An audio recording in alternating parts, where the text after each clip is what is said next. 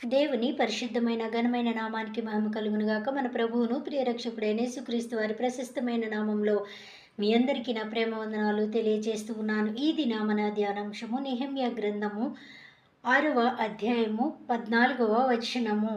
నా దేవా, వారి క్రియలను బట్టి టోబియాను సన్బల్లటును నన్ను భయపెట్టవలెనని కనిపెట్టియున్న ప్రవక్తలను నోవద్య అను ప్రవక్తిని జ్ఞాపకం చేసుకొనుము అని ప్రవక్తలను గూర్చి ఒక విచిత్రమైన భయంకరమైన భయానకాన్ని కలిగించేటువంటి ప్రార్థన దేవుని బిడ్డలైనటువంటి వారి కొరకు నెహెమ్యా ఇక్కడ ఈ ప్రార్థన చేయడం మనం చూస్తాం.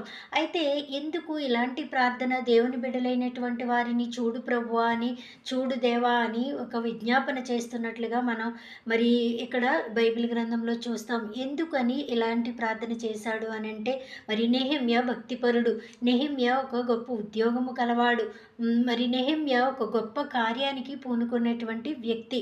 అలాంటి నెహెమ్యాను ప్రోత్సహించవలసింది పోయి వారు టోబియా, సన్బల్లటు, నోవద్య అను ప్రవక్తి వీరు వారి అధికారాన్ని బట్టి లేదా మేము ప్రవక్తలము అనేటువంటి గర్వాన్ని బట్టి డబ్బును బట్టి వీరు దేవుని కార్యాన్ని చేస్తున్నటువంటి నెహెమ్యాను తిరస్కరించి ఆ గొప్ప కార్యాన్ని అవమానపరుస్తున్నట్లుగా ఆ కార్యానికి అడ్డుపడుతున్నట్లుగా మనం చూస్తాం. నిజమే, దేవుని కార్యాలు జరుగుతున్నప్పుడు వారికి మన శక్తి కొలది సహకరించే వారంగా మనం ఉండాలని ఆ ప్రభు కోరుకుంటూ ఉన్నాడు.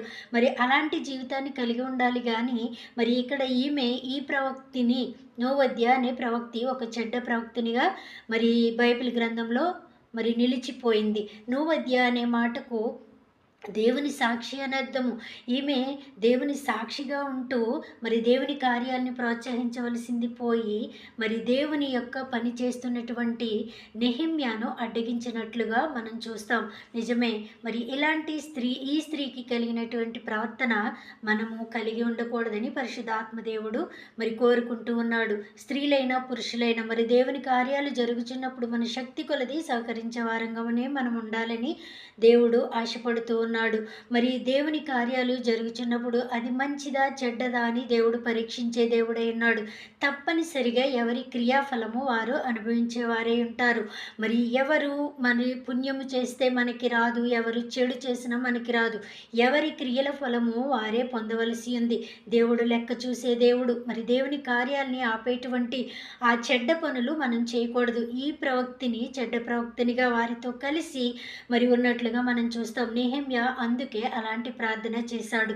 మన జీవితాల్లో మంచి కార్యాలను చేసే బిడ్డలుగా మనం ఉండాలని దేవుడు ఆశపడుతున్నాడు. అలాంటి